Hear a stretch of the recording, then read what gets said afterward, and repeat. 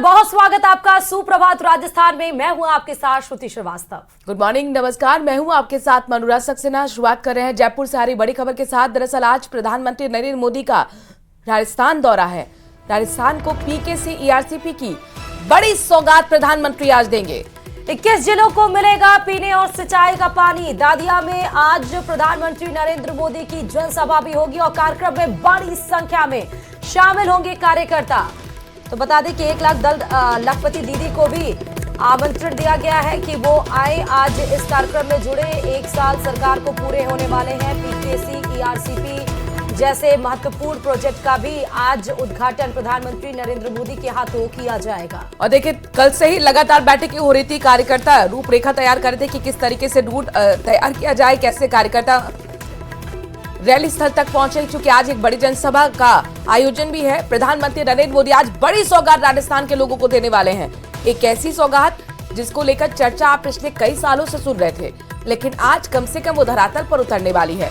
आपको बता दें कि 21 जिलों को पीने के लिए पानी मिल पाएगा, सिंचाई का पानी मिल पाएगा और ये सब कुछ हो पाएगा पीकेसी ईआरसीपी की वजह से। ये एक ऐसा प्रोजेक्ट है जो जीवन दायनी राजस्थान के लिए साबित होने वाला है और आज बड़ी सौगात प्रधानमंत्री नरेंद्र मोदी देने वाले हैं। शिलान्यास होगा इस बड़े प्रोजेक्ट का। मुख्यमंत्री भजनलाल शर्मा ने खुद प्रधानमंत्री नरेंद्र मोदी को न्योता दिया था। चूंकि सरकार के 1 साल पूरा हो रहे हैं और ऐसे में एक भव्य और बड़े इवेंट की तैयारी सरकार ने पहले से ही कर रखी थी। प्रधानमंत्री नरेंद्र मोदी की मौजूदगी ये संदेश देने की कोशिश होगी कि किस तरीके से डबल इंजन की सरकार ने 1 साल के अंदर संकल्प पत्र में जो वादे किए लगभग 40% उसे पूरा करके दिखाया है। और उनमें से एक है ये बड़ा वादा पीकेसी ईआरसीपी। बता दें कि एमओयू पहले ही साइन हो चुके हैं मध्य प्रदेश और राजस्थान सरकार के बीच में। 21 जिले जो फायदे होंगे उसमें आपको बताते चले कि जयपुर, टोंक, अजमेर, दौसा, करौली, सवाई माधोपुर, झालावाड़, बारां, कोटा, बूंदी, अलवर, भरतपुर, धौलपुर जिलों को लाभ मिलेगा। और जबकि जो नए जिले के रूप में बनाए गए जैसे दुदू, कोटपुतली, बहरोड, डींग, शाहपुरा, केकड़ी, ब्याबर, गंगापुर, ये सब जो जिले हैं वो ईआरसीपी से लाभान्वित होने वाले हैं। कार्यक्रम में आज बड़ी संख्या में कार्यकर्ता भी शामिल होंगे। लखपति दीदी को भी खास तौर पर बुलाया गया है। देखिए, लखपति दीदी ये एक ऐसी योजना है जो कि केंद्र सरकार की तरफ से चलाई गई और इसका काफी अच्छा फीडबैक सरकार को मिला है। लिहाजा एक बड़ी उपलब्धि के तौर पर इसे सरकार मानती आई है।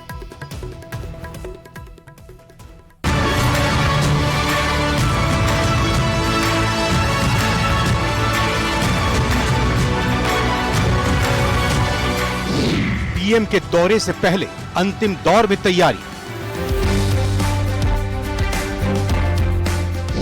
मंगलवार को दादिया में पीएम की सभा।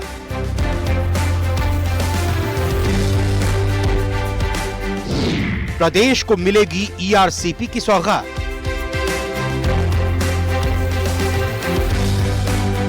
भजनलाल सरकार का 1 वर्ष पूर्ण होने के ऊपर पीएम मोदी जयपुर आ रहे हैं। ऐसे में 24 से ज्यादा जो कहा जा सकता है कि पीएम मोदी सौगातें देंगे। 46,400 करोड़ रुपए का शिलान्यास और कहा जा सकता है कि उद्घाटन पीएम मोदी के हाथों होगा। प्रदेश की भजनलाल सरकार के 1 साल पूरा होने पर सांगानेर के दादिया में पीएम मोदी की मंगलवार को होने वाली सभा को ऐतिहासिक बनाने की तैयारी की जा रही है। बीजेपी का दावा है कि ये पीएम की अब तक की सबसे बड़ी सभा होगी, जिसमें करीब 2.5 लाख बूथ कार्यकर्ता और लाभार्थी शामिल होंगे। इतना ही नहीं, 1 लाख लखपति दीदी के भी इस कार्यक्रम में शामिल होने की जानकारी है। कि हमारी ये डबल इंजन की सरकार, देश के यशस्वी प्रधानमंत्री नरेंद्र मोदी जी के नेतृत्व में कई प्रकार की सौगातें माननीय प्रधानमंत्री जी हमारे राजस्थान के लिए देने वाले हैं। और जो हमने कहा, क्योंकि देश के हमारे प्रधानमंत्री जो कहते हैं वो करते हैं और इसीलिए लोग मोदी जी को चुनते हैं। और मैं समझता हूं कि 53,000 बूथ में से कोई बूथ ऐसा नहीं बचेगा जिसके अंदर से 2-2, 4-4 कार्यकर्ता नहीं आएंगे। और अब तक का सबसे बड़ा समागम होगा। लगभग 6,000 से ज्यादा बसों से लोग आ रहे हैं, 20,000 से ज्यादा छोटे वाहन आ रहे हैं और इसमें बड़ी संख्या में लोग आ रहे हैं। बीजेपी ने भजनलाल सरकार के 1 साल पूरा होने पर 1 वर्ष सर्वश्रेष्ठ का नाम दिया है। पीएम की सभा को ऐतिहासिक बनाने के लिए करीब 6,000 बसों और 20,000 दूसरे छोटे वाहनों से कार्यकर्ता और लाभार्थियों को लाया जाएगा। एक मंडल से 5 से 6 बसें लाने की ही तैयारी है। हर एक बस का एक इंचार्ज तय किया गया है। 17 तारीख को एक बड़ी जनसभा, एक वर्ष सर्वश्रेष्ठ वर्ष, ऐसे इस योजना के माध्यम से इसको प्रधानमंत्री नरेंद्र मोदी जी संबोधित करेंगे।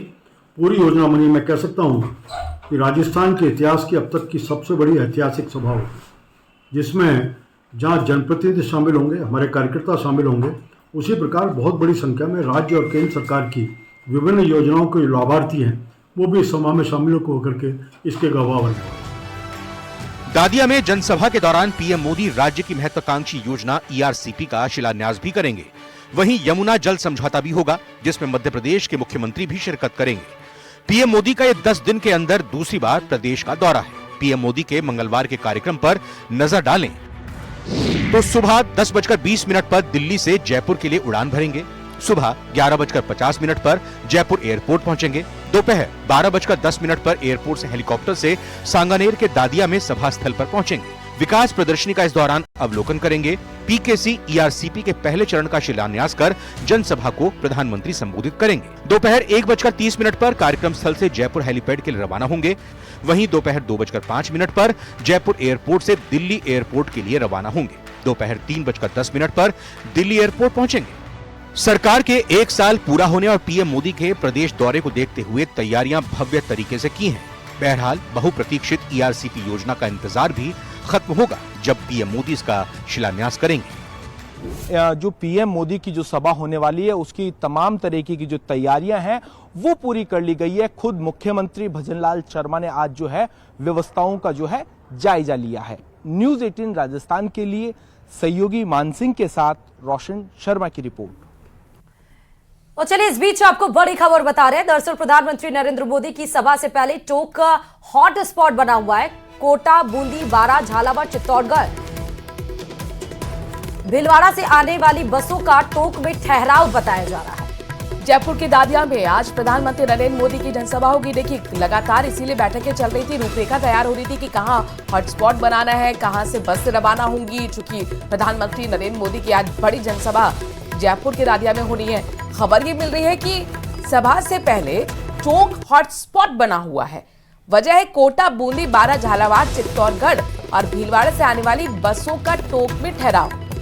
यहां से यानी टोंक में सभी कार्यकर्ता इकट्ठा होकर इन जिलों के फिर निकलेंगे, रवाना होंगे जयपुर के लिए। चूंकि दादिया में आज प्रधानमंत्री नरेंद्र मोदी की जनसभा है, तो मिनट टू मिनट कार्यक्रम भी आपको हम ग्राफिक्स के जरिए बता रहे हैं। प्रधानमंत्री कितने बजे पहुंचेंगे, जनसभा में कितने बजे उनका संबोधन है, लेकिन और इन सबके बीच में हाँ। कार्यकर्ताओं में कितना उत्साह जान लेते हैं। और इन सबके इंफॉर्मेशन है, जानकारी, ज्यादा जानकारी देने के लिए हमारे साथ संवाददाता दौलत जुड़ चुके हैं। दौलत, आज टोंक हॉट स्पॉट बना हुआ है। टोंक से जयपुर के दादिया तक कैसे लोग पहुंचेंगे और अभी कितनी बसें वहां पर रुक चुकी हैं? देखिए, मैं आपको बता दूं, टोंक हॉटस्पॉट है। टोंक जिले में जो जयपुर कोटा नेशनल हाईवे है, यहाँ 7 पॉइंट बनाए गए हैं, जिसमें एक पॉइंट पर मैं अभी मौजूद हूँ। पन्नादाई कॉलेज है, टोंक शहर में है। और यहाँ कोटा, बूंदी, बारां, झालावाड़ समेत तो जितने भी इधर से जो जिले हैं जयपुर पहुँचने वाले हैं कार्यकर्ता, वो रात से ही पहुँच गए हैं।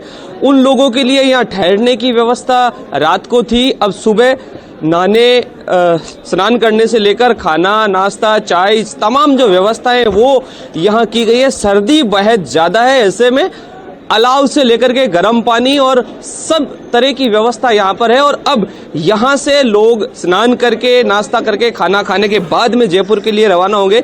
सबसे पहले मेरे सहयोगी राहुल से आपको एक बार कहना चाहूँगा कि एक बार तस्वीरों के जरिए दिखा दे। जो लोग भीड़ है, नाश्ता कर रहे हैं, खाना खा रहे हैं, अलाव से जो है वो सर्दी से बचने की तैयारियां कर रहे हैं। और कुछ लोग बड़ी संख्या में हमारे साथ मौजूद है, उनसे बात कर रहे हैं। सबसे पहले बताइए, कहाँ से आए हैं? हम सांगोद विधानसभा से आए हैं, जो ऊर्जा मंत्री श्री हीरालाल जी नागर का क्षेत्र है। हम कल रात को 7 बजे गांव से निकल गए थे और पूरी सांगोद विधानसभा से 55-56 बसें यहाँ पहुंची है और सारे कार्यकर्ताओं में जोश है। जो एक टोंक में आपको कैसी व्यवस्था मिली? व्यवस्था पूरी, मतलब जैसे किसी बारात में जाते हैं, पूरी वैसी व्यवस्था माननीय ऊर्जा मंत्री जी की तरफ से की गई है। रात को यहाँ पहुँचे, सबके लिए बिस्तर थे, रजाइयाँ थी, सर्द मौसम में अलाव जले हुए थे। और जैसे ही सवेरे उठे सब, और अब आप यहाँ से उठे हो, ना धो के सब मतलब बारात में जाने के लिए तैयार हो गए हो। अब थोड़ी देर बाद में यहाँ से जयपुर में निकलेंगे, मोदी जी की सभा होने वाली है। जी बिल्कुल, राजस्थान सरकार का 1 वर्ष गौरवमयी पूरा हुआ, उसके उपलक्ष्य में जो आयोजित सभा है उसके लिए सभी कार्यकर्ता, तो कार्यकर्ताओं में जबरदस्त उत्साह है। कुछ ही देर में जयपुर के लिए रवाना होने वाले हैं। शुक्रिया तमाम जानकारी हम तक पहुंचाने के लिए। ग्राउंड जीरो रिपोर्ट आपको हमने दिखाई। देखिए, अलाव का सहारा भी ले रहे थे। खूब सारी बसें हैं, चूंकि टोंक इस बार हॉटस्पॉट है, यहीं से तमाम कार्यकर्ता अब रवाना होने वाले हैं जयपुर के लिए। और एक और बड़ी खबर इस बीच आपको राजधानी जयपुर से ही बताते चले, जहां कांग्रेस प्रदेश कार्यकारिणी की बैठक आज आखिरी दिन है। आज प्रदेश प्रभारी रंधावा के समय के नियुक्ति पदाधिकारियों से चर्चा की जाएगी और कल डोटासरा के समय जो नियुक्त नेता थे उनके साथ बातचीत हुई थी। विधानसभा लोकसभा के चुनाव के मद्देनजर ये नियुक्ति की गई थी। कई मुद्दों को लेकर कांग्रेस आज राजभवन का घेराव भी करेगी। तो 2 महत्वपूर्ण चीजें हैं, एक तो इनएक्टिव कार्यकर्ताओं को कैसे बाहर का रास्ता दिखाया जाए जो पदाधिकारी हैं, और कल देखिए नियुक्ति जो हुई थी लोकसभा और डोटासरा के वक्त पे उनको हिदायत दी गई और उनसे चर्चा हुई। और आज खबर ये मिल रही है कि रंधावा जो कि प्रदेश प्रभारी है, उनके समय जो नियुक्त पदाधिकारी है उनसे चर्चा होगी। तो पीसीसी चीफ गोविंद सिंह डोटासरा ने पदाधिकारी को खास तौर पर हिदायत दी है। डोटासरा ने कहा है कि संगठन को गुटों में बांटने का काम ना करें। कोई भी पदाधिकारी संगठन में गुटबाजी करके नहीं रह सकता। डोटासरा ने यह भी कहा कि जिसको काम नहीं करना वो संगठन से दूर हो सकता है, जा सकता है। हम लोग जो एक्टिव लोग हैं, जो निष्क्रिय लोग हैं या सक्रिय लोग हैं, उनको हमने चिन्हित कर लिया है। जहां भी हमें लगेगा कि और सक्रिय कांग्रेस का कार्यकर्ता कोई पदाधिकारी बनने से रह गया तो उसको जोड़ने का काम करेंगे। और तमाम जिला कांग्रेस कमेटियों में हम जो हमारा चिंतन शिविर था, रायवीर का अधिवेशन था, उसकी पालना 100% हो, सारे के सारे कैटेगरी वाले लोग वहां पर आए, ये काम भी हम लोग करेंगे।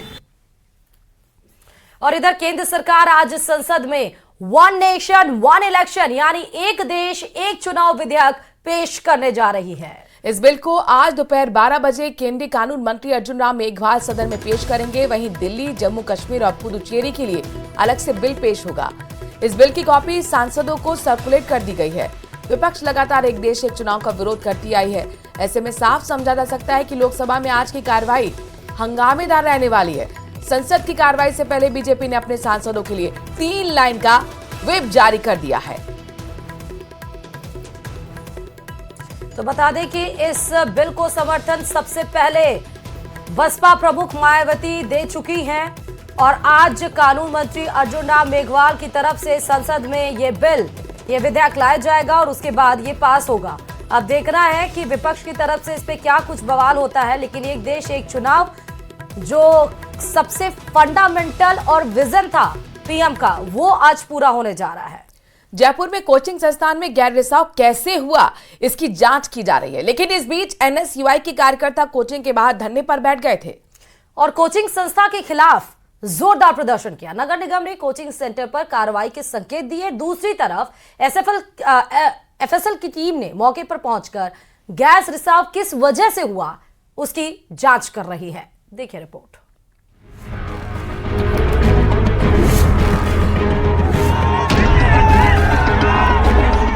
इनका जो है जांच होना चाहिए और जो संबंधित लोग हैं उनको गिरफ्तार किया जाना चाहिए।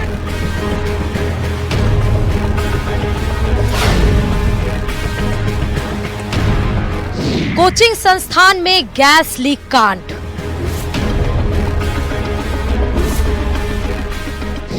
हादसे पर फूटा एनएसयूआई का गुस्सा। कोचिंग के बाहर धरना प्रदर्शन।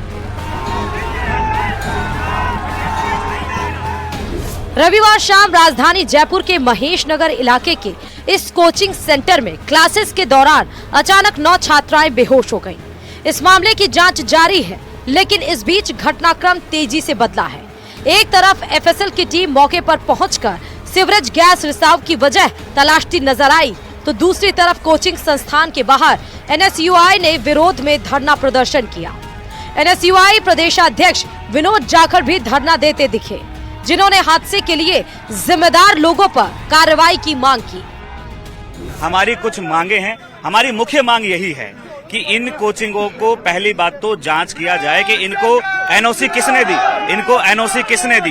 इसके साथ साथ इनका जो है जांच होना चाहिए और जो संबंधित लोग हैं उनको गिरफ्तार किया जाना चाहिए। हम इस कोचिंग संस्था के खिलाफ ऐसी कार्रवाई चाहते हैं, ये सीज हो और इसका जो प्रशासन है उसको ऐसी कड़ी सजा दी जाए कि वो दंडित ऐसे हो कि और भी लोगों के अंदर ये मैसेज जाए और उन लोगों में भी भय हो कि यदि हम बच्चों के भविष्य के साथ यदि खिलवाड़ करेंगे तो हम लोग भी चैन से नहीं रह पाएंगे। एनएसयूआई के विरोध प्रदर्शन के बीच नगर निगम की टीम भी मौके पर मौजूद रही। इसके अलावा कोचिंग बिल्डिंग को सीज कर दिया गया। नगर निगम के उपायुक्त लक्ष्मीकांत कटारा का कहना है कि अब तक ये साफ नहीं हुआ है कि हादसे की वजह साफ नहीं है।